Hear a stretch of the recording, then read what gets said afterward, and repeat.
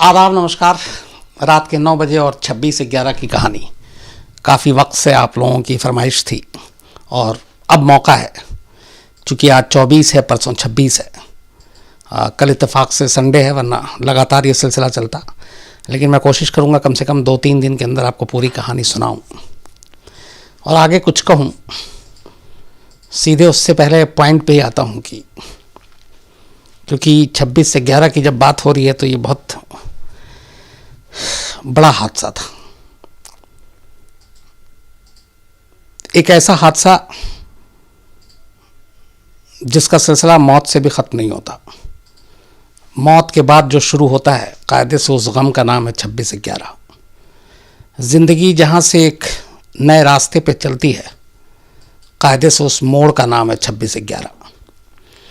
आदमी को आदमी होने पर अगर शर्म आती है तो उस मंजिल का नाम है कायदे से 26/11। क्योंकि हिंदुस्तान में इस तरह का हमला इससे पहले कभी नहीं देखा गया। करीब 168 लोगों की मौत, 310 के करीब घायल, 168 जो मारे गए उनमें से करीब 28 फॉरेनर, विदेशी, अलग अलग मुल्क, 10 मुल्कों के लोग थे। कई जांबाज पुलिस अफसरों की मौत, एनएसजी के कमांडो की मौत, और उसके अलावा मुंबई के सीने पे जो ज़ख्म वो कभी भुलाया नहीं जा सकता। तो इसलिए 26/11 हमेशा याद रहेगा।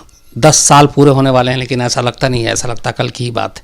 वो चीखें, वो मातम, वो सारी चीज़ें आज भी लगता है कानों में गूंज रही हैं। पूरी कहानी, हमला कैसे क्या हुआ, ज़्यादातर चीज़ें आप लोगों को पता है, लेकिन एक्चुअली इसकी पूरी साजिश रची कैसे गई, मैं कोशिश करूंगा आपको किस्तों में कहानी सुनाने की। पहला पार्ट जो है वो ये है कि 26/11 जो हुआ, 26/11 मुंबई, इसके पीछे कौन लोग थे, यह आइडिया कहाँ से आया और इसको कैसे उन्होंने अमल में लाया, और फिर आतंकवादियों को भेजने के लिए समुद्र का रास्ता क्यों चुना, और ये 10 लड़के जिनको भेजा था, इन 10 में कॉमन बात क्या थी, इन्हें क्यों चुना गया, ये सारी चीज़ें।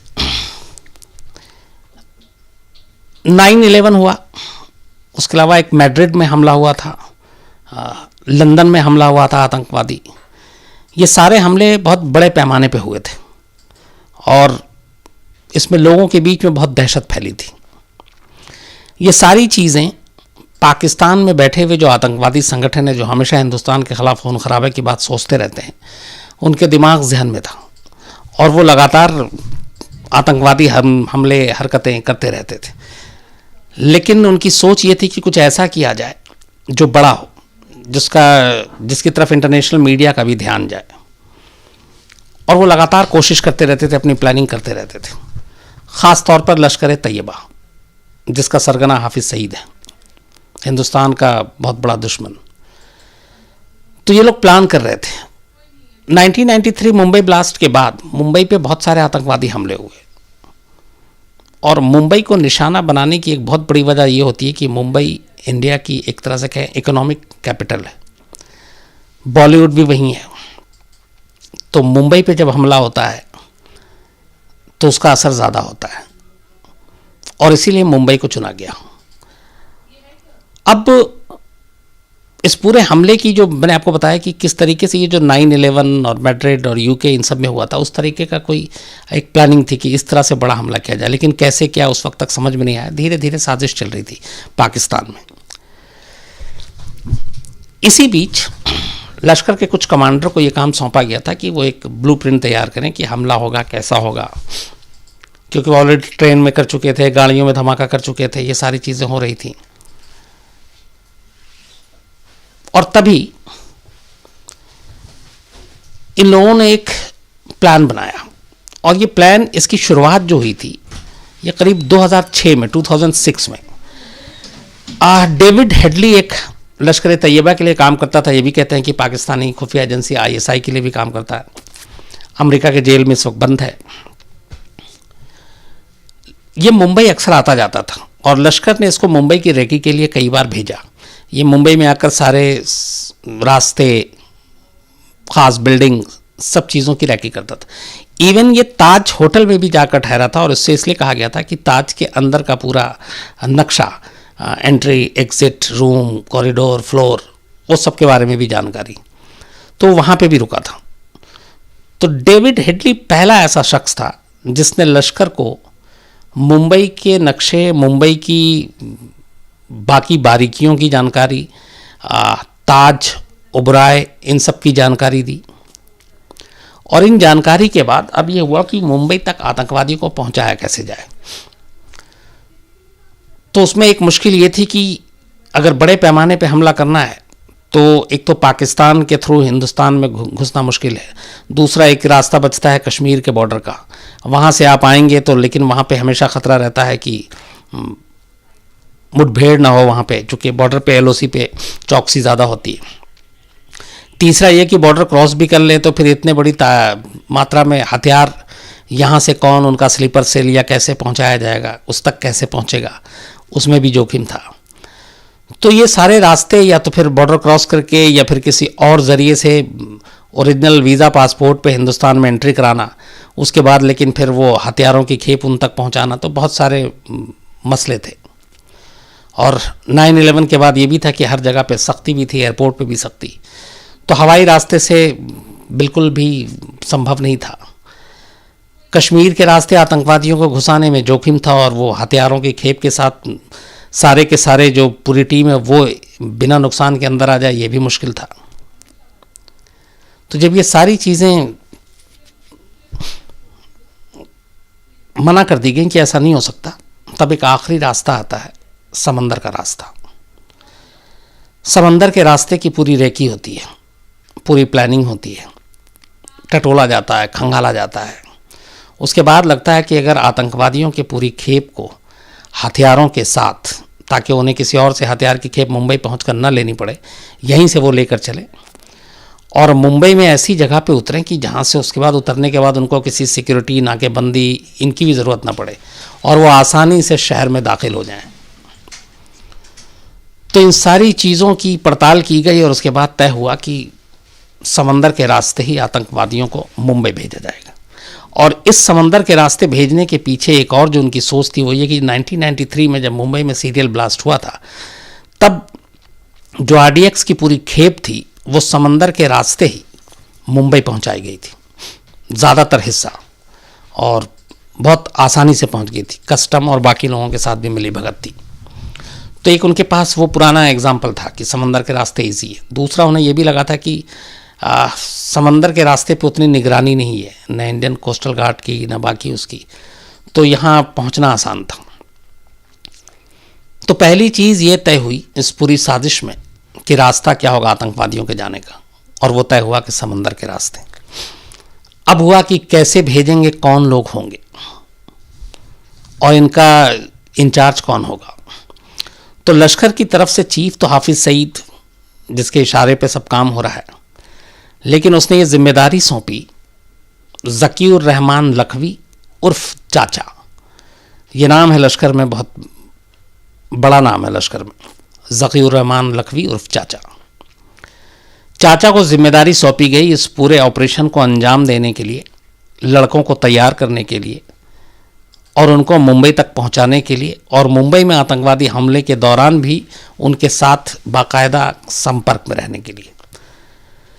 तो पहला शख्स आता है लश्कर की तरफ से ज़कीउर रहमान लखवी, उसके साथ दूसरा शख्स आता है ज़रार शाह, तीसरा आता है अबू काफ़ा और चौथा आता है अबू हमज़ा। ज़कीउर रहमान, ज़रार शाह, अबू काफ़ा, अबू हमज़ा, ये चार लोग लश्कर की तरफ से 26/11 की पूरी साजिश को के सूत्रधार होते हैं। अब इनका सबसे पहला काम होता है उन आतंकवादियों को चुनना जिनको मुंबई भेजना है, और ये काम ज़्यादातर इनमें से दो लोगों का था, ज़कीउर रहमान लखवी उर्फ चाचा या फिर ज़रार शाह। 26/11/2008 में होता है, लेकिन इसकी प्लानिंग शुरू होती है 2007 जून के बाद, लगभग 1 साल पहले। इस 1 साल के दौरान सबसे पहला इनका काम था कि किसी तरह से लड़कों को चुना जाए जिनको भेजना है। 32 पाकिस्तान के अलग अलग शहरों के लड़कों को, जो लश्कर का संगठन है एक वहाँ पे है पाकिस्तान में, जमातुद दावा, जो आमतौर पे दिखाता ये है कि वो मदरसों के लिए काम करता है, मस्जिदों के लिए काम करता है, गरीब मुस्लिम बच्चों की पढ़ाई लिखाई का काम करता है। ये उनका वहाँ पे उनका चेहरा है। लेकिन असल में वो लश्कर का एक, जब लश्कर तैयबा के नाम पे बैन और लश्कर तैयबा पे बैन लगी, तब उसने जमातुद दावा का गठन किया था, नाम बदल दिया था, काम वही था। तो जमातुद दावा के मदरसे और ये सारी चीज़ें होती हैं। तो ऐसे लड़कों को ख़ास तौर पे ये लोग अपना निशाना बनाते हैं जो थोड़े शरारती हों, घर से भागे हुए हों, घर से निकाले हुए हों, शादीशुदा ना हो, उम्र ज़्यादा से ज़्यादा 20-22 साल हो। इसके पीछे सोच ये है कि ऐसे लड़कों को जो अपने घर से दूर हैं, निकाले हुए हैं, थोड़े से बदमाश हैं, शादीशुदा नहीं है, इनका ब्रेन वॉश करना बड़ा आसान काम है। दूसरा ये, इनको जो सिखाया जाएगा वो राज किसी और से शेयर नहीं करेंगे, क्योंकि घर वालों से इनका मेल जोल है नहीं, मिलना जुलना है नहीं, आना जाना है नहीं, शादीशुदा है नहीं, इसलिए जिम्मेदारियों का भी एहसास नहीं होगा और बड़े आसानी से ये कश्मीर और जिहाद और इसके नाम पर, इस्लाम के नाम पर ये बहक जाएंगे। तो ये इनका मोडस ऑपरेंडी था।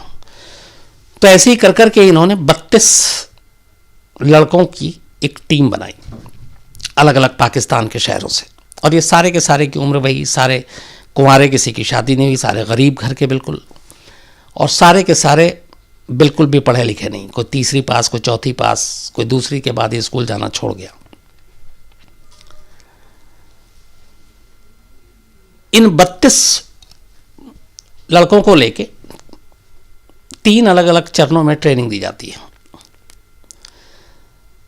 जो शुरुआत इनको बताया गया इन 32 के 32 लड़कों को, वो ये कहा गया इन सबको जब कि तुम सब कश्मीर के सिपाही हो, कश्मीर की आज़ादी में तुम्हारा रोल होगा और अल्लाह ने तुम्हें चुना है, तुम सीधे जन्नत में जाओगे, बड़े खुशनसीब हो कि तुम लोगों को चुना गया।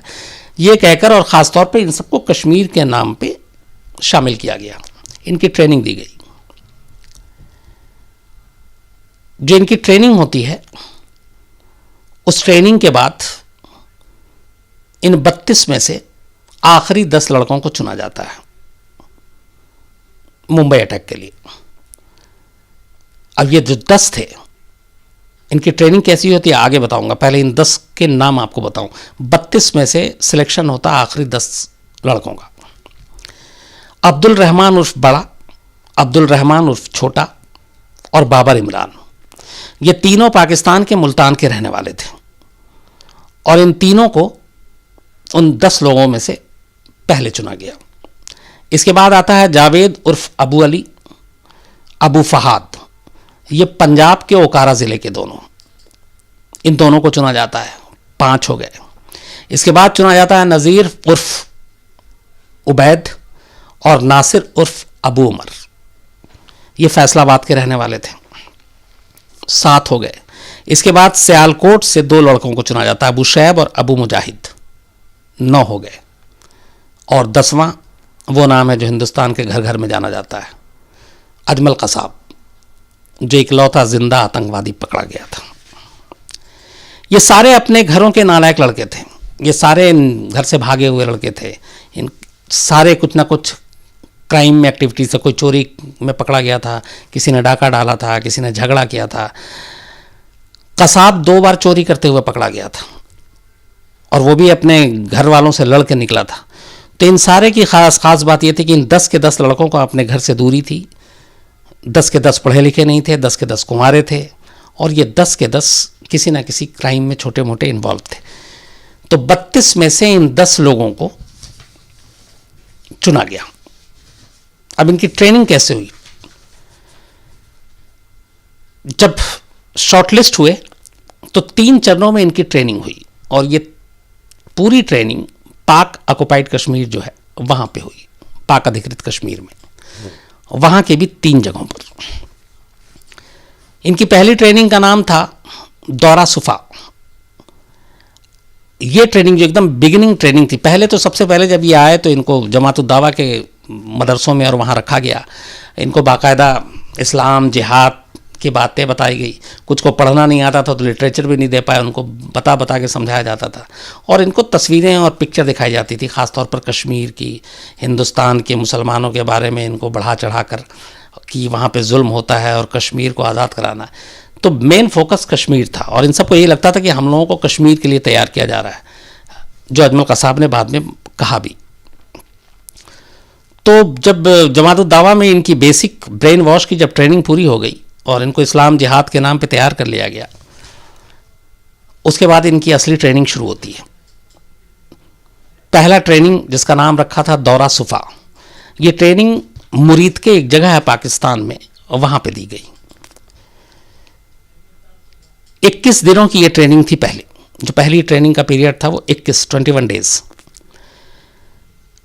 और इस ट्रेनिंग के दौरान सभी को सुबह सबसे पहले सवा, इन सब का पूरा रूटीन फिक्स था 21 दिन का।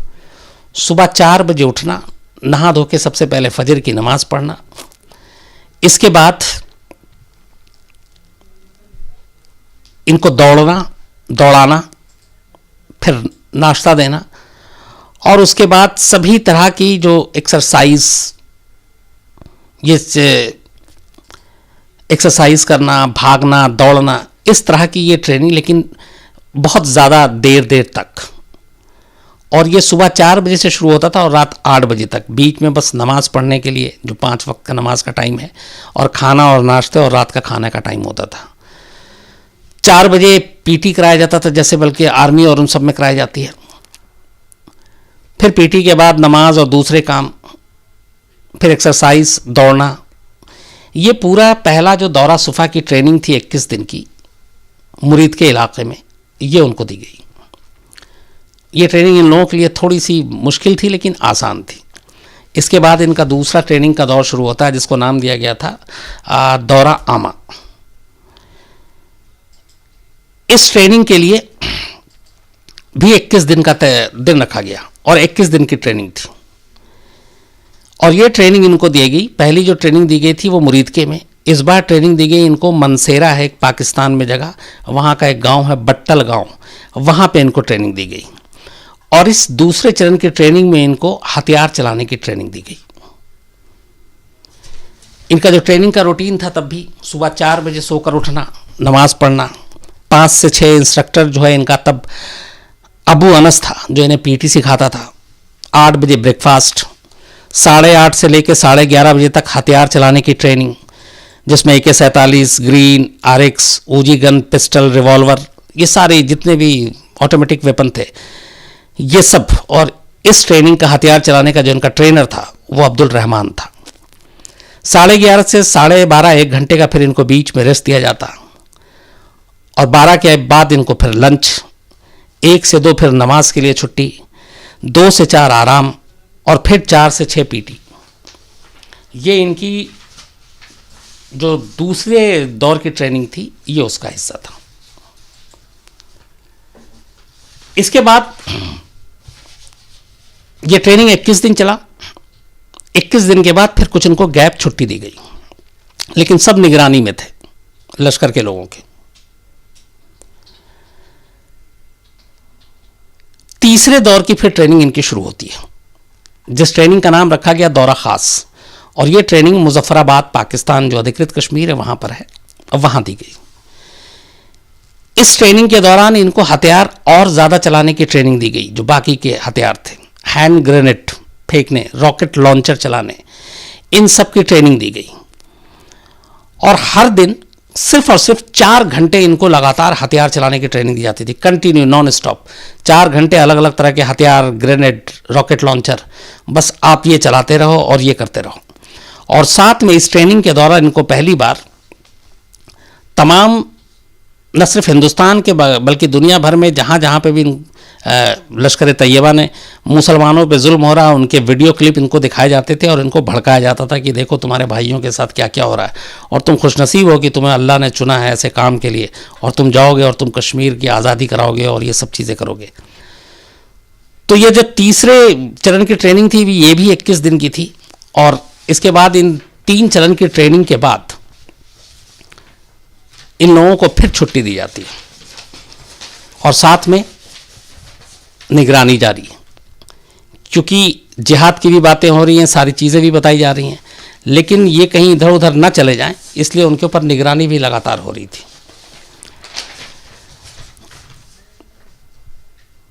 अब 3 दौर की ट्रेनिंग के बाद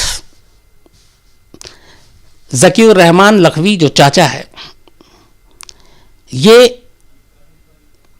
इन 10 लोगों की एक टीम बनाता है और इनको 2-2 के ग्रुप में बांट देता है। पहले ग्रुप में अबू अजमल जो कसाब था, उसके साथ अबू इस्माइल को रखा गया था, और अबू इस्माइल वो शख्स था जिसको मुंबई में जो 10 आतंकवादियों को भेजा जाना था, उन सब का लीडर उसी को बनाया गया था। और कहा गया था कि जो एक सेटेलाइट फ़ोन, थुरैया का सेटेलाइट फ़ोन था, और उससे जो बात होगी वहाँ से पाकिस्तान में इनके आकाओं से, वो फ़ोन अबू इस्माइल अपने पास रखेगा और वही बाकी लोगों से बात करेगा जब जब ज़रूरत होगी। अभी तक इन लोगों को यही पता था कि ये कश्मीर के लिए तैयार हो रहे हैं और कश्मीर पे हमला करना है। ट्रेनिंग पूरी हो गई थी। इसके बाद अचानक पहली बार सितंबर 2008 में जो चाचा हैं ज़कीउर रहमान लखवी, वो इन 10 के 10 को बुलाते हैं और पहली बार बताते हैं कि तुम लोगों को मुंबई जाना है। अब ये सुन के 10 एकदम चौंक जाते हैं, क्योंकि अभी तक सारी बातें कश्मीर को लेकर, कश्मीर की लड़ाई को लेकर हो रही थी, और ये सब मान के चल रहे थे कि ये पूरी ट्रेनिंग तैयारी ये सब हो रही है, ये कश्मीर को लेकर हो रही है। लेकिन पहली बार उन्हें सितंबर 2008 में खुलासा किया जाता है कि कश्मीर नहीं, मुंबई में जाना है। और मुंबई में जाने के बाद इन्हें क्या करना है ये उस वक्त भी नहीं बताया गया। लेकिन उसमें एक चीज़ ये भी थी कि ये मुंबई में जो जाना था, सितंबर में इनको बताया गया पहले हफ्ते में कि मुंबई जाना है, और पहली तारीख जो फिक्स हुई मुंबई अटैक की, वो 26/11 नहीं थी, वो 27 सितंबर थी। 26 नवंबर बाद में तारीख आई। पहले मुंबई पे हमले की तारीख तय की गई थी 27 सितंबर को, और उसकी वजह यह थी कि उससे पहले कई बार दिवाली के दौरान बहुत सारे आतंकवादी हमले हुए थे, और सितंबर में लगता था कि ये ज़्यादा बेहतर मौका और वक्त है हमला करने का, इससे ज़्यादा तबाही होगी। और पूरी तैयारी कर ली गई थी 27 सितंबर के लिए, और इसके लिए इन सभी को 23 सितंबर को पाकिस्तान से निकलना था, सेम उसी रास्ते से सब कुछ करना था जो इन्होंने बाद में 26 को किया, लेकिन 27 सितंबर को ये अटैक होना था। हुआ ये कि उसी दौरान इंडिया में अलग अलग शहरों में इंडियन मुजाहिदीन को लेके बहुत बड़े पैमाने पे रेड और दबिश डाली जा रही थी। कुछ ब्लास्ट हुए थे जिनमें इंडियन मुजाहिदीन का नाम आया था, और उसी ब्लास्ट के सिलसिले में मुंबई, गुजरात, यूपी, दिल्ली ये सब अलर्ट पे थे, और ऐसी इन्फॉर्मेशन आई थी कि और धमाके होंगे। तो इन तमाम राज्यों की पुलिस बहुत हाई अलर्ट पे थी, और उस दौरान में रेड में बहुत सारे हथियार भी पकड़े गए थे। और तब ये जब खबर पाकिस्तान पहुंची तो उन्हें लगा कि इस वक्त मुंबई भी हाई अलर्ट पे है, दिल्ली भी है, गुजरात भी है, बट टारगेट मुंबई को करना था। तो उनको लगा कि अभी सितंबर में जाना शायद ऑपरेशन सक्सेसफुल नहीं होगा, क्योंकि पुलिस ऑलरेडी बहुत वहाँ पे अलर्ट है। तो इसलिए उसको टाल दिया गया, और टालने के बाद नई तारीख अभी बताई नहीं गई। टालने के बाद फिर इन सबको कहा गया कि तुम लोग जहाँ जहाँ अभी जाना चाहते हो घूम कर आ जाओ। तो 3 दिन के लिए अजमल कसाब अपने गांव गया था, फरीदकोट के पास ओंकारा जगह है जहाँ पे वो का रहने वाला था, और वहाँ जाकर उसने अपनी माँ से मुलाकात की थी, और उसने बाद में बताया ये आकर कि तब उसने माँ को पहली बार ये बताया था कि वो मुजाहिदीन बन गया, और शायद उसकी माँ को मुजाहिदीन का मतलब पता था, इसलिए उसकी माँ ने उसको समझाया कि ये गलत कर रहे हो, तुम मत बनो, लेकिन वो माना नहीं। और वो वापस 3 दिन के बाद जमात-उद-दावा के कैंप में आता है और फिर वहीं रहता है। अब इन 10 लोगों को वापसी के आने के बाद अक्टूबर फर्स्ट वीक में वहीं पे रखा जाता है, और इसके बाद फिर इन्हें कराची में अब ट्रेनिंग दी जाती है समंदर के किनारे, स्विमिंग, बोट चलाना, जहाज़ चलाना, पानी का। अब इनकी ये ट्रेनिंग शुरू होती है सबसे आखिर में। समंदर के अंदर कैसे अगर मुसीबत आ गई तो तैरना है, निकलना है, बचना है। तो अब इनको वहाँ पे स्विमिंग से लेके बाकी जहाज़, पानी के जहाज़ चलाने की, बोट चलाने की, स्पीड बोट चलाने की, ये सारी ट्रेनिंग दी गई। ये सारी ट्रेनिंग देने के बाद अक्टूबर का महीना भी बीत जाता है। फिर नवंबर का महीना आता है और नवंबर में इन सबको कराची के पास ही एक जगह पे रखा जाता है, एक ही जगह पे इन 10 के 10 लड़कों को। और अब ये सब बहुत कड़ी निगरानी में होते हैं। अब इन्हें ना कहीं जाने की इजाज़त, ना किसी से मिलने की इजाज़त। इस दौरान ये जो सारी ट्रेनिंग दी गई थी, इसमें पाकिस्तानी आर्मी के कुछ लोग भी हथियार चलाने में और गोताखोरी और ये सारी चीज़ों की ट्रेनिंग के वक्त मौजूद थे। ये भी अजमल का साहब ने बताया और ये जो एक इंक्वायरी कमेटी बैठी थी उसमें भी ये चीज़ सामने आई। तो अब सारी ट्रेनिंग हो गई, हथियार चलाने से लेकर एक और ट्रेनिंग दी गई इनको कि मुंबई में बात कैसे करने हैं। इनको हिंदी के कुछ शब्द सिखाए गए। इनमें से ज़्यादातर जो लड़के थे इनकी टोन पंजाबी उर्दू की थी। इनको बाकायदा हिंदी, मुंबई के जगहों के नाम, मुंबई के नक्शे, मुंबई की फिल्में दिखाई गई, मुंबई के स्टार्स के नाम बताए गए। जैसे अजमल का साहब अमिताभ बच्चन का बहुत बड़ा फ़ैन था, तो मुंबई की जो लोकल भाषा बोली है उसकी ट्रेनिंग दी गई, हिंदी की ट्रेनिंग दी गई। और इन सब के लिए फिर वैसे कपड़े पहने गए जो मुंबई में आम तौर पर 20-22 साल के लड़कों का इस वक्त फैशन में चलन था 2008 में। वो टी शर्ट वैसे ही रिबॉक, लिवाइस और ये सारी चीज़ें जिसमें कुछ लिखा हो, और जो आमतौर पे एक नौजवान लड़का पहनता है मुंबई में। तो वो सारी चीज़ें उस वक्त के फैशन ट्रेंड को देखकर उनके कपड़े भी वैसे ही टी शर्ट वी शर्ट खरीदे गए और वो सारी चीज़ें इन्हें दी गई और इनके अपने सारे कपड़े वहाँ हटा दिए गए। Jeans, T shirt, sport shoes, even goggles. तो ये सब ट्रेनिंग देने के बाद 22 नवंबर की रात कराची के अजीज़ाबाद एक इलाका है जो कोस्टल एरिया से बहुत ज़्यादा दूर नहीं है कराची में, ये 10 के 10 वहाँ उस घर में मौजूद थे। तभी वहाँ पर ज़कीउर रहमान लखवी पहुँचता है 22 नवंबर 2008। रात को आने के बाद सबसे कहता है कि तैयार हो जाओ। सब तैयार होते हैं।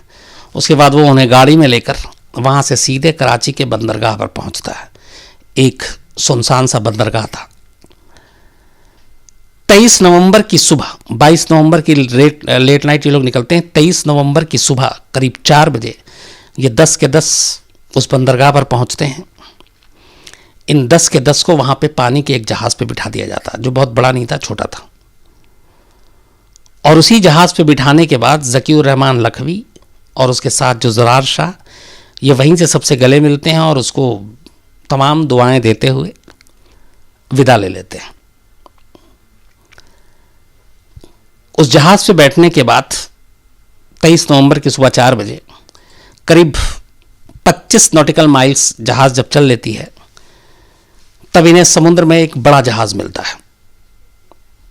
इस छोटे जहाज़ से इन 10 के 10 लोगों को उतारा जाता है और उस बड़े जहाज़ में शिफ्ट कर दिया जाता है। इस बड़े जहाज़ में वो शिफ्ट होते हैं। उसके बाद फिर वो जहाज़ आगे अब बढ़ता है। करीब 1 घंटे के सफ़र के बाद समंदर के अंदर उससे भी बड़ा एक और जहाज़ मिलता है। ये पहले छोटे जहाज़ से गए, फिर उसके बाद दूसरे बड़े जहाज़ में पहुँचे। उसके 1 घंटे के बाद उस जहाज़ से सफ़र करने के बाद एक तीसरा बड़ा जहाज़ जिसका नाम था अल हुसैनी, वो समंदर में था। उस तीसरे जहाज़ में, सबसे बड़े जहाज़ में, इन तीनों को शिफ्ट कर दिया जाता, इन 10 को। तो अभी तक ये पाकिस्तान की समुद्री सीमा में है। तो अल हुसैनी जो सबसे बड़ा जहाज़ था, उसमें ये 10 के 10 आतंकवादी शिफ्ट हो जाते हैं। जब ये उस जहाज़ में जाते हैं तो इनके अपने जो कपड़े थे वो तो ये लेकर गए थे, बाकी इन जहाज़ उसमें जाने के बाद इन सबको जो वहाँ मौजूद थे उस जहाज़ में, वो उन्हें उनका बैग दिखाते हैं। हर एक के हिस्से में 2-2 बैग थे। वो बैग उस जहाज़ में रखा हुआ था और उस बैग में सारे हथियार, सारे चीज़ें थी। AK-47, हैंड ग्रेनेड, कारतूस, खजूर, ड्राई फ्रूट्स। उसके बाद उस जहाज़ में बैठने के बाद ये बाकी जो पिछला जहाज़ था ये वापस लौट जाता है। अब ये जहाज़ आगे बढ़ता है। अल हुसैनी इस जहाज़ का नाम था और ये पाकिस्तानी जहाज़ था।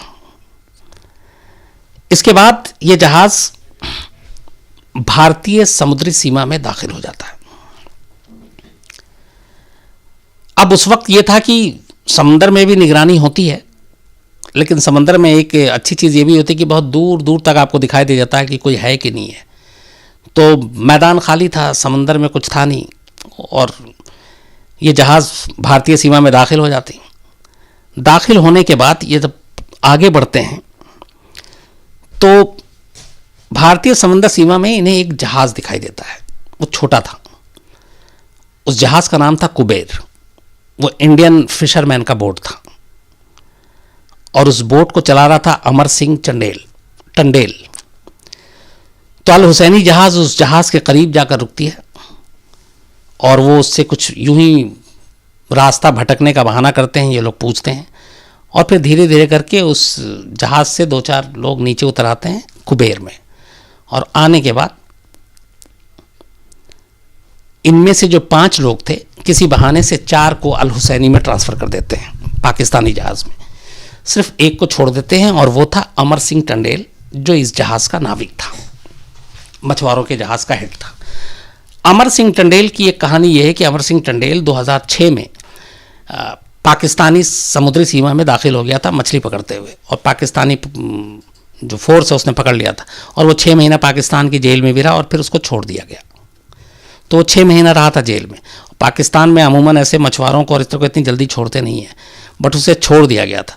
तो कहते हैं कि ये भी एक साजिश का हिस्सा था कि उसको छोड़ने के बाद वो उसकी हलचल और उसका रूटीन कहाँ तक आता है, और यह कभी ये था कि अगर समंदर से गुजरेंगे तो उससे सारी जानकारी ले ली थी कि इसका जहाज़ कब कब आता है। तो ये भी एक हो सकता है कि किस किस दिन ये समंदर में मछली पकड़ने उतरता है, तो उस दिन ही 10 के 10 आतंकवादियों को उधर भेजा जाए ताकि समंदर में ये कुबेर जहाज़ भी टकरा जाए और फिर हम उस पर कब्जा कर सकें। ये एक साजिश का हिस्सा हो सकता था। तो खैर ये जहाज़ मिलता है कुबेर। उसके बाद अल हुसैनी से में इस जहाज़ में बैठे हुए 4 मछुआरों को उसमें ले जाया जाता है। सिर्फ एक अमर सिंह टंडेल को छोड़ दिया जाता है, और उसके बाद 10 के 10 जो आतंकवादी थे अजमल कसाब समेत, वो कुबेर में शिफ्ट हो जाते हैं, और अल हुसैनी अब वहाँ से वापस रिटर्न पाकिस्तान की तरफ चली जाती है। उन 4 को अल हुसैनी में जाने के बाद ही मार दिया जाता है। इधर अब ये जहाज़ लेकर आगे बढ़ते हैं। उसके बाद ये पोरबंदर होते हुए, गुजरात की सीमा से होते हुए अब मुंबई की तरफ बढ़ रहे हैं। चूंकि एक तो कुबेर जहाज़, अब इनको रास्ते में कुछ फोर्स मिले तो वो भी लगे कि इंडियन है, और अमर सिंह को सब जानते हैं जो समंदर में डेली मछली पकड़ने जाता है, वो सब एक दूसरे को जानते हैं, पहचानते हैं, कोस्टल गार्ड वाले, और ये तो ये ढाल बना चुका था। इसके अलावा इन लोगों को बाकायदा एक कोडवर्ड दिया गया था समंदर के रास्ते में कराची से चलते हुए मुंबई पहुंचने तक, कि अगर फ़ोन करेंगे, क्योंकि बीच पाकिस्तान में बैठे हुए आका लगातार टच में थे सेटेलाइट फ़ोन से और उससे, कि कहाँ पहुँचे, क्या है कोई, तो उसके लिए कहा गया था कि तुम कोड वर्ड में बात करोगे, क्योंकि हो सकता है फ़ोन इंटरसेप्ट हो तो पकड़े ना जाए। तो इन 10 के 10 लोगों को कोडवर्ड दिया गया था। जैसे कुछ कोडवर्ड जो उसमें थे कि अभी मछली लग रही है, अभी तक मछली लग रही है, इसका मतलब ये था कि अभी तक हालात ठीक है। भाई लोग आ रहे हैं, ये कोड है, इसका मतलब था कि मछुआरों की कश्ती आ रही है। भाई लोग मतलब मछुआरे। यार लोगों से बचकर रहना, इसका मतलब था कि भारतीय नेवी की कश्तियों से बचकर रहना। यार लोग यहाँ भारतीय नेवी के लिए यूज़ किया जा रहा था कोड। यार लोगों का ग्रुप देखा गया, यार लोगों का ग्रुप देखा गया, यानी भारतीय नेवी का जहाज़ देखा गया। मशीन में है, माल चाहिए। मशीन का मतलब यहाँ है दिक्कत में है, मुसीबत में है, और माल का मतलब है मदद चाहिए। अगर कहीं फंस जाओ तो ये बोलना है। बर्फ़ ठीक चल रही है, यानी सफ़र अभी तक ठीक चल रहा है। ये सारे कोडवर्ड थे जो इन्हें फ़ोन पे लगातार बात कर रहे थे और लगातार उनसे बातचीत आ रहे थे और ये पूछ रहे थे और ये चल रहा था। खैर, तो अब अल हुसैनी से कुबेर में पहुंच चुके, उसके 4 लोगों को उसमें बैठा दिया है। इसमें सिर्फ अमर सिंह चंदेल है। उसके बाद ये 10 के 10 सारा अपना सामान इसमें शिफ्ट कर लेते हैं। अमर सिंह को भी अब एहसास हो चुका होता है कि वो फंस चुका है, वो उसके हथियार के ज़द पे, लेकिन साथ में उसको रखना भी इनकी मजबूरी। तो वो उसको ज़िंदा लेकर चलते हैं, पोरबंदर गुजरात क्रॉस करते हैं। ये तीसरे दिन का सफ़र था, क्योंकि 23 नवंबर को वो चले थे। 24 और 25 पूरा समुद्री रास्ते में गुजरा। 26 तारीख को 26 नवंबर ये पोरबंदर की सीमा में दाखिल होते हैं और उसके बाद वहाँ से अब ये मुंबई की तरफ बढ़ते हैं। मुंबई की अभी दूरी काफ़ी थी, उससे पहले ही अब इन्हें लगता है कि अमर सिंह, अगर चूंकि अब यहाँ पे जैसे जैसे मुंबई नज़दीक आ रहा है तो आपके चारों तरफ ख़तरा बढ़ेगा, क्योंकि वहाँ पे पानी के बहुत सारे जहाज़ हैं और भी मछुआरे निकले हुए हैं, कोस्टल गार्ड के लोग हैं वो भी मिल सकते हैं, तो वहाँ आप पकड़े जा सकते हैं। तो इसलिए इनको लगा कि कहीं ये चीख ना दे और उनका भेद ना खुल जाए, तो इन्होंने मुंबई से कुछ पहले अमर सिंह टंडेल को उसी कुबेर जहाज़ में मार डाला।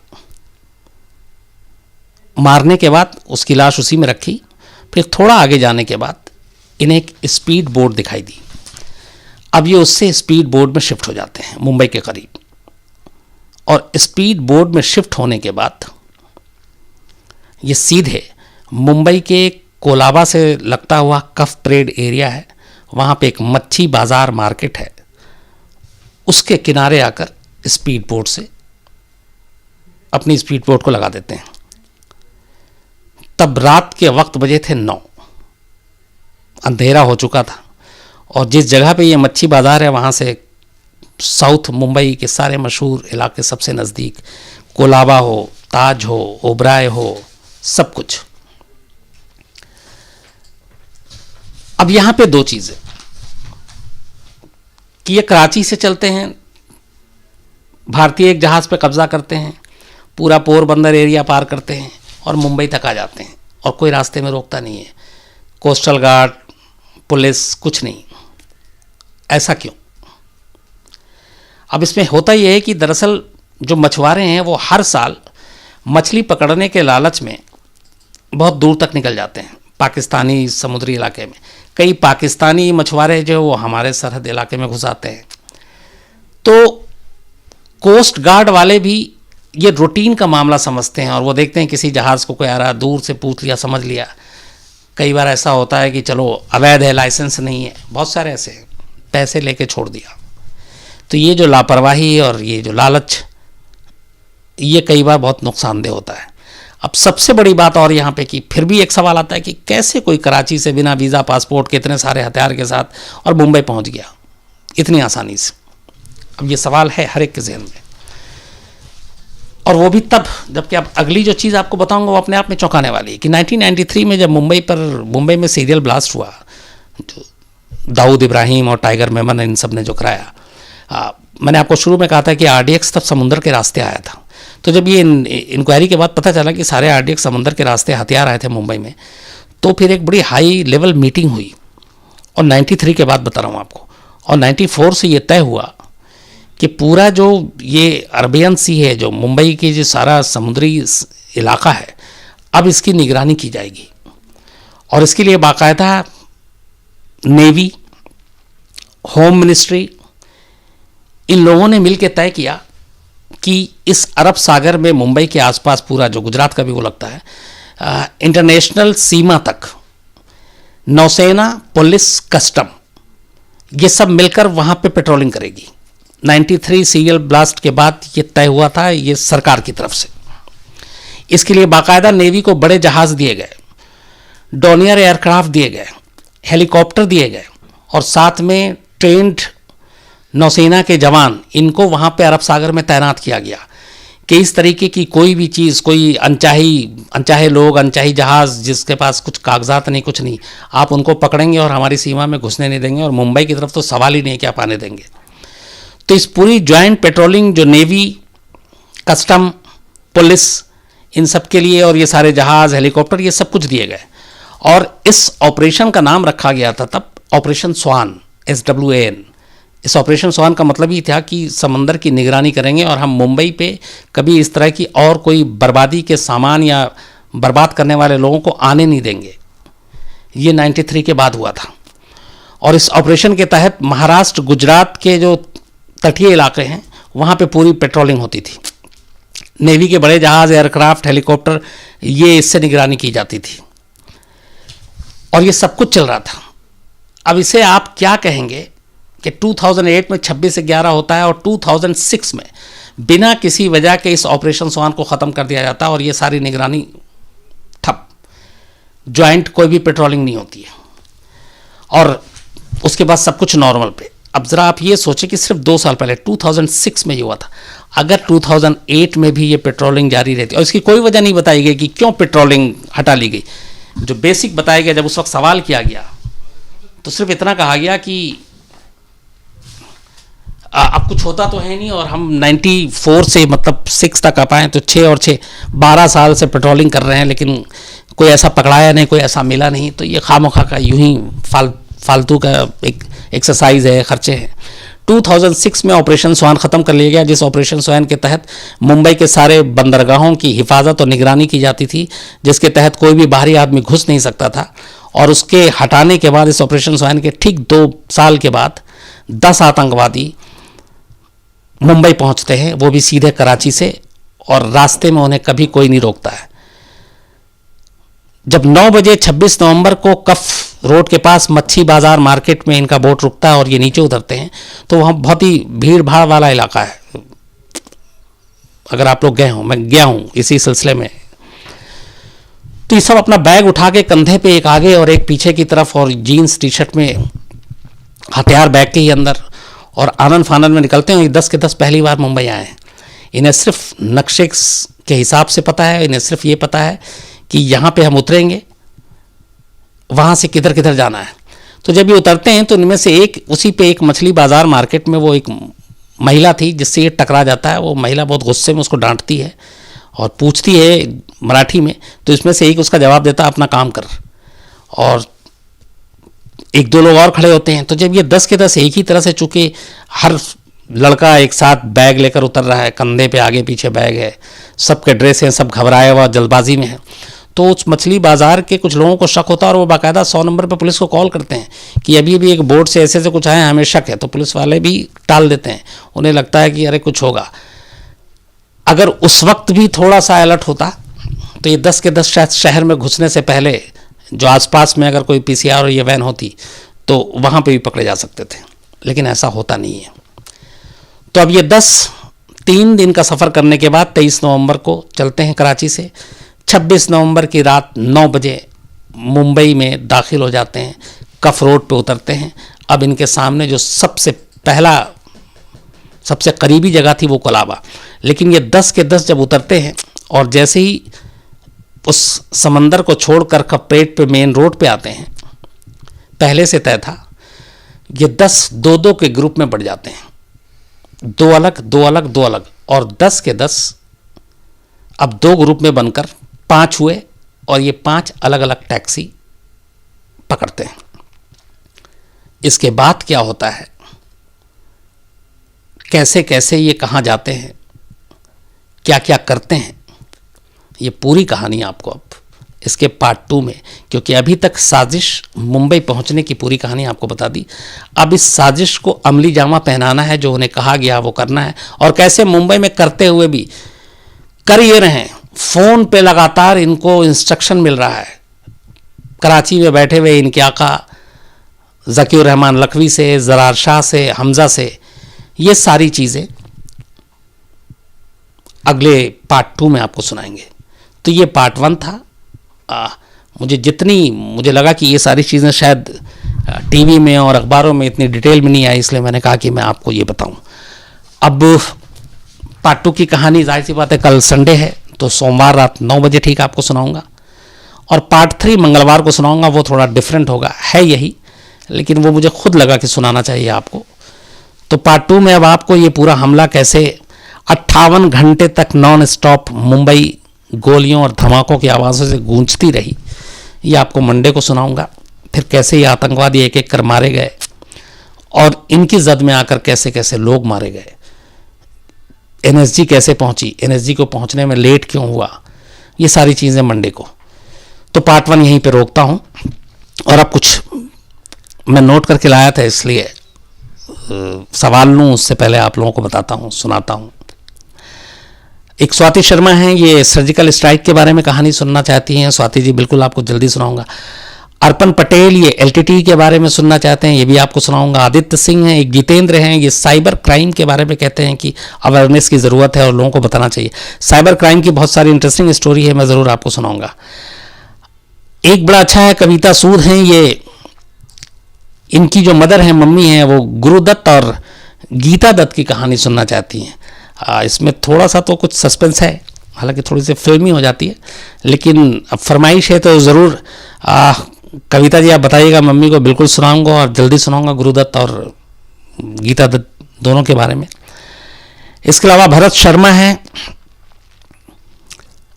इन्होंने अपनी कहानी बताई कि ये कैसे कुछ भी नहीं था पर इन्होंने बहुत मेहनत की और आज इनके पास सब कुछ है। अभी इंडिया के हैं लेकिन बाहर में रहते हैं, तो ये एक सीख है, एक नसीहत है। हमेशा अच्छे रहिए भरत शर्मा साहब। इंद्रजीत प्रजापति हैं, इसके अलावा सनी वीपीएन हैं, इन्होंने अभी से ही वो ये हमेशा नज़र रखते हैं, ये कह रहे थे कि 3K नहीं क्या 3 लाख सब्सक्राइबर मेरे हिसाब से पहले से जल्दी हो रहा है, दुआएं आप लोगों की।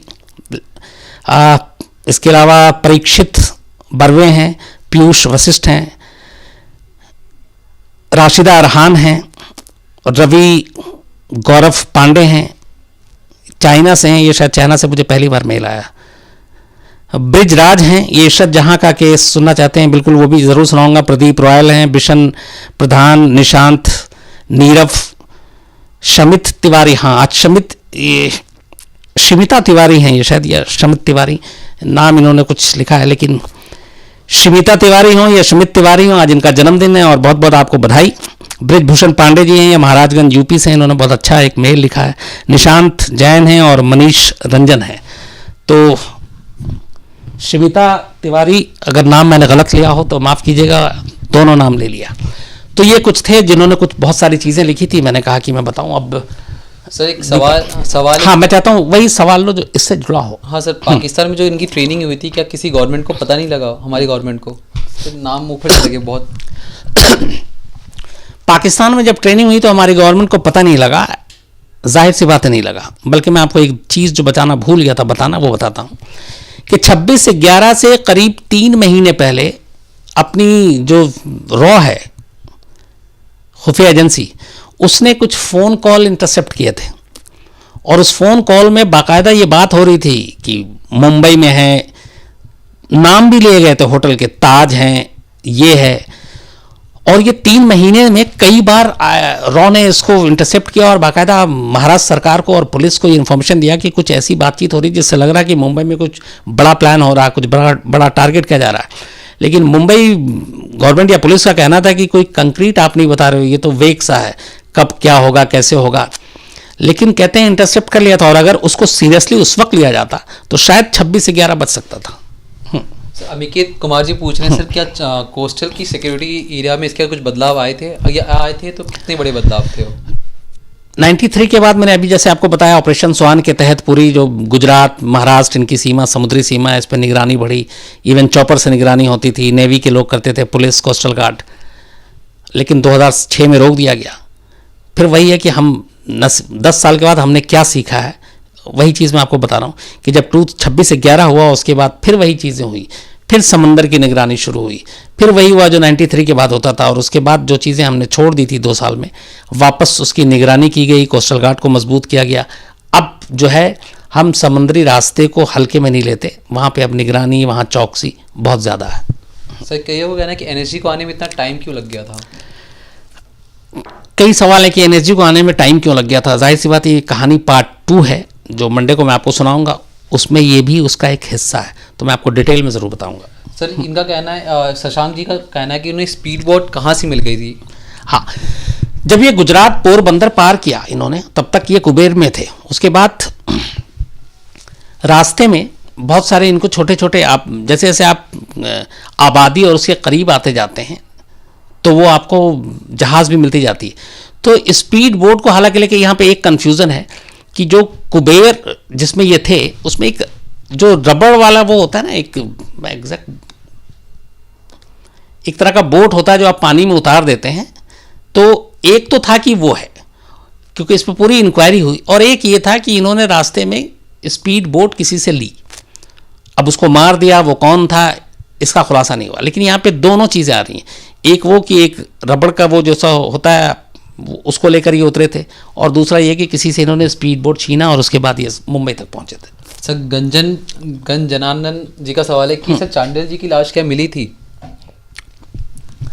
बाद में कुबेर से टंडेल की लाश मिली, उसको गला काट के चाकू से मारा गया था, और उसी कुबेर से लाश मिली थी। और वो जहाज़ भी बाद में कुबेर भी बरामद हो गया था, और उस कुबेर से बहुत सारे प्रूफ मिले थे, कई सामान इन्होंने छोड़ दिया था, जिससे ये साबित हुआ था कि ये सारे जो 10 के 10 आतंकवादी थे ये पाकिस्तानी थे। वो सारे प्रूफ क्या क्या थे, क्या क्या मिला था, ये मैं आपको बताऊंगा मंडे को। सर कईयों का कहना है कि क्या इसके बाद भी टेररिस्ट अब आसानी से आ सकते हैं कोस्टल एरिया के बाद? कितनी सिक्योरिटी पुख्ती हुई है? देखिए 26/11 के बाद सबक तो बहुत कुछ लिया हम लोगों ने, कम से कम सिक्योरिटी के लिहाज से, और जो लूप होल्स थे समंदर के रास्ते में कभी सोचा नहीं गया था कि इस तरह से भी हमला हो सकता है। उसके बाद बहुत सारे स्टेप उठाए गए, और अब निगरानी जो है वो होती है। हर एक जो मछुआरे भी हैं उन सब के लाइसेंस होते हैं जहाज़ के, उनकी चेकिंग होती है। जो लोग हैं उनकी चेकिंग होती है कि यही हैं, इंडियन हैं, गुजराती हैं, महाराष्ट्र से हैं, बाहर से हैं। तो अब हालात बदले हैं, अब सख्ती तो है।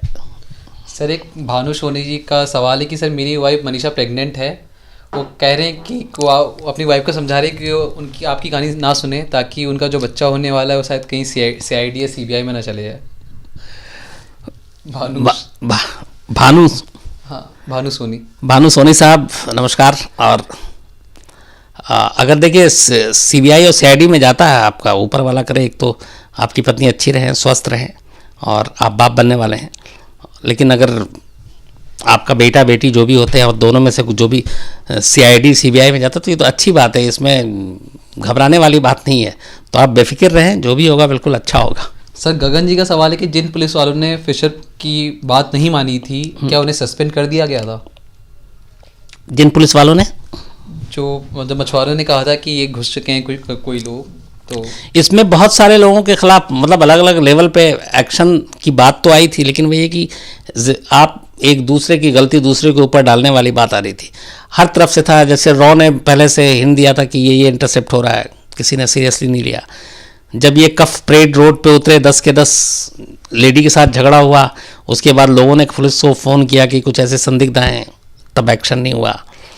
रास्ते में जाहिर सी बात है इतने 10 के 10 लोग इतने सारे हथियारों के साथ चले आ रहे हैं, और समंदर में कहीं तलाशी चेकिंग कुछ नहीं हुई, जबकि उसमें एक लाश भी पड़ी हुई है। तो ये सारी चीज़ें हुई, लेकिन लकीर पीटने का फ़ायदा क्या जब सब कुछ हो जाता है। सर ऑल यू नीड नाम की ID है सर, वो कह रहे हैं कि क्यों ना हम एक वाटर सिस्टम एक ID बना दें, हर एक बोट वाले को ID दे दें, कि जब भी कहीं एंट्री करे तो ID बता के ही एंट्री कर पाए। इससे बहुत सुलझ जाएगी स्टोरी। कई इसके बाद सुझाव और वो सारी चीज़ें आई। और एक चीज़ और जो आपको मैं बताना भूल गया, जब ये कुबेर बोट में आए थे तो उस कुबेर में टंडेल के पास बाकायदा GPS सिस्टम भी था, जो रूट समंदर में आप रास्ता बहुत जल्दी भटकते हैं, क्योंकि दूर दूर तक अगर आप देखें, अगर आप लोगों ने ट्रैवल किया हो कभी, तो किनारा तो दिखता नहीं है और सब कुछ एक जैसा लगता है। तो आप ऐसे जा रहे हैं, ऐसे जा रहे हैं, पश्चिम पूरब उत्तर, कई बार कंफ्यूज हो जाता। तो GPS सिस्टम था। और ये जो 10 के 10 आतंकवादी आए थे, इनके पास भी एक GPS सिस्टम था, जो कराची से मुंबई तक का रूट जिसमें फिक्स था। और कमाल की बात यह है, जो अगले पार्ट में भी आपको बताऊंगा, कि उसी GPS में वापसी का भी रूट फिक्स था, मुंबई टू कराची। इससे ये एक एहसास हो रहा था कि शायद इन 10 को 10 लोगों को भरोसा था कि अपना काम करने के बाद वापस कराची भी इसी रास्ते से जाएंगे। सर एक जनरल क्वेश्चन है कि पाकिस्तानियों को फंड कौन करता है, जो टेररिस्ट होते हैं उनको फंड कौन करता है? और एक सवाल है कि आप क्या इंटरव्यू लेना चाहते थे अजमल का साहब का? पाकिस्तान को इन टेररिस्ट लोगों को फंड कौन करता है? जाहिर सी बात है कि अलग अलग लोग हैं। देखिए पाकिस्तान में ये जितने लश्कर और ये सब इन्होंने दो चेहरा बना रखा है। इनका ये है कि हम जिहाद, इस्लाम, कश्मीर की आज़ादी, इसके लिए काम कर रहे हैं, इसके लिए नाम पे इन्हें बहुत पैसा मिलता है। एक तो पाकिस्तान में सबसे आसान है कश्मीर के नाम पे फ़ंड जुटाना, धड़ल्ले से मिल जाता है, उसका ये लोग इस्तेमाल फिर आतंकवादी और इन सारी चीज़ों के लिए करते हैं।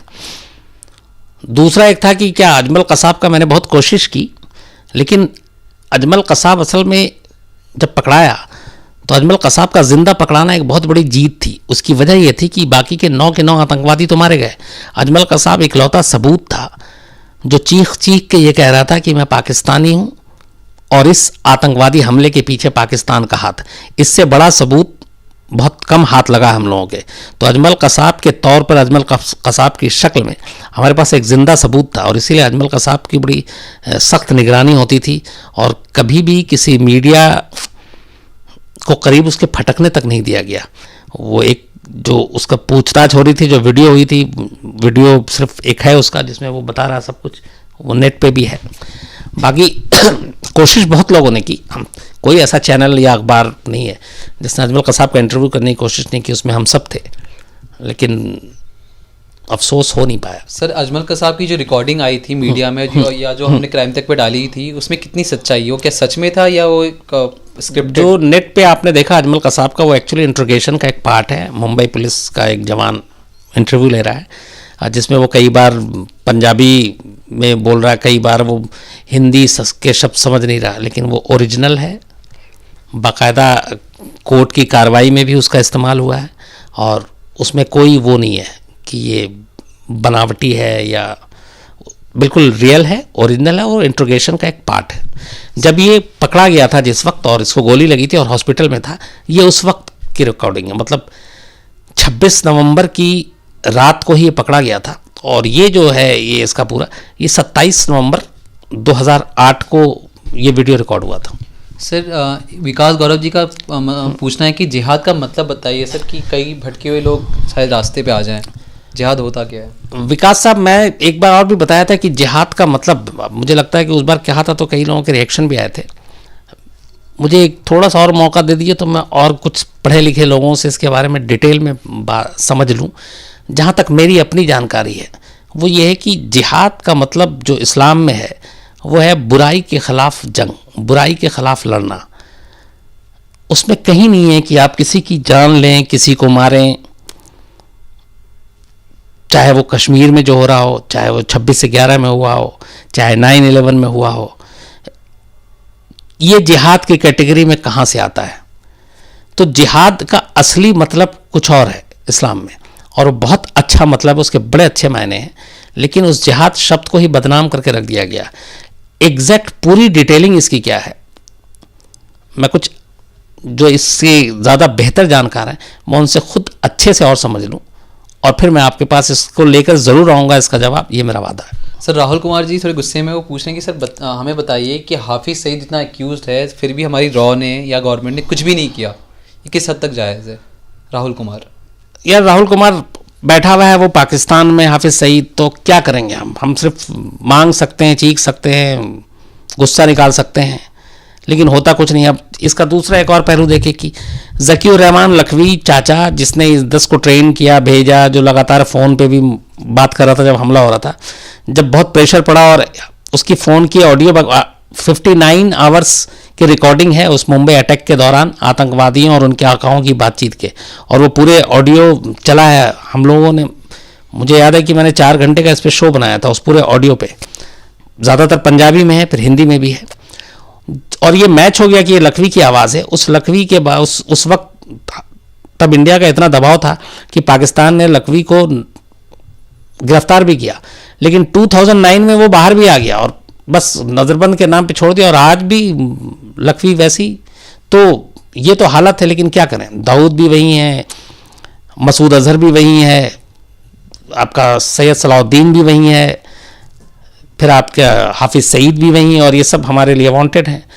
और ऐसा भी नहीं कि पाकिस्तान में छुपे में दिखते नहीं हैं, रैलियाँ करते हैं, टीवी पे आते हैं, वहाँ के न्यूज़ चैनल में कई तो होस्ट भी बन के गए, मतलब एक्सपर्ट के तौर पे इंटरव्यू चलता है उनका, लेकिन हैं पाकिस्तान की गोद में है और पाकिस्तान हमें देता नहीं है, हम जाकर ला नहीं सकते, ये है। सर, सरफराज जी का सवाल है कि क्या पाकिस्तान ने माना अफजल कसाब पाकिस्तान से था? जब अफजल कसाब पकड़ा गया, ये अच्छा एक सवाल है, किसका सवाल था सर? एक मिनट, ये सरफराज क्या है कि जब अफजल कसाब पकड़ा गया और उसके बाद सारे उसने इंटरव्यू में अपना नाम पता सब, फरीदकोट, ओकारा ज़िला, बाप का नाम, ये 5 भाई बहन, सब कुछ बता दिया। तो उस वक्त पाकिस्तान सरकार लगातार मना कर रही थी कि इनमें से हमारा सर कोई लेना देना नहीं है, लेकिन कमाल देखिए पाकिस्तानी मीडिया ने उस वक्त एक बड़ा अच्छा काम किया था।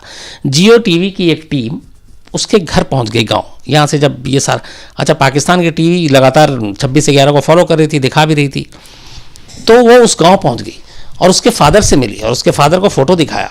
अजमल कसाब का वही फ़ोटो जो AK-47 लेके CST स्टेशन पे जो तस्वीर आपने देखी होगी, कंधे पे बैग है और हाथ में AK-47 है। तो उसके फादर ने कहा कि हाँ ये मेरा बेटा अजमल कसाब है, और उसके गांव वालों ने सबने माना। उसके बाद फिर BBC ने इस पर रिपोर्ट की और पूरे जाकर उसके वोटर ID कार्ड और ये सब कुछ निकाल लिया। बाद में जब पाकिस्तानी को पता चला, बाकी मीडिया पहुंचने लगी, तो उस गांव से वो पूरी फैमिली गायब हो गई।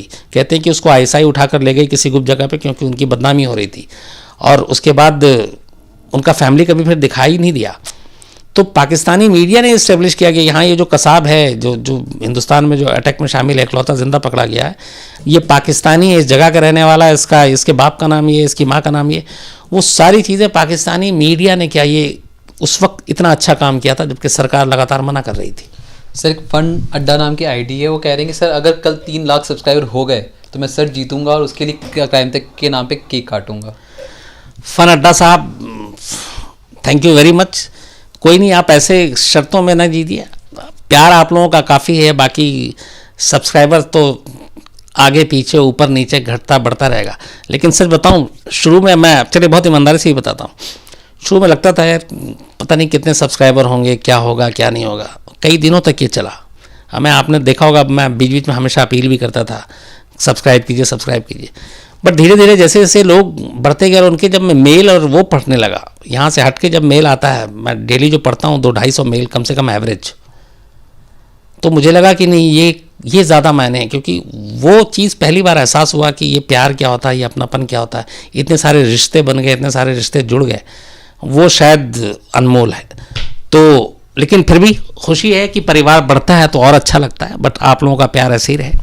और अब मुझे लगता है कि वक्त भी हो गया काफ़ी, तो कल संडे है, कल संडे आप लोग एंजॉय कीजिए, और मंडे को पार्ट 2 कफ रोड पे जहां ये कहानी मैंने ख़त्म की कि अब ये मुंबई पहुंच चुके हैं, इसके बाद आगे क्या होता है, मंडे रात 9 बजे आपसे मिलूंगा, आपको सुनाऊंगा।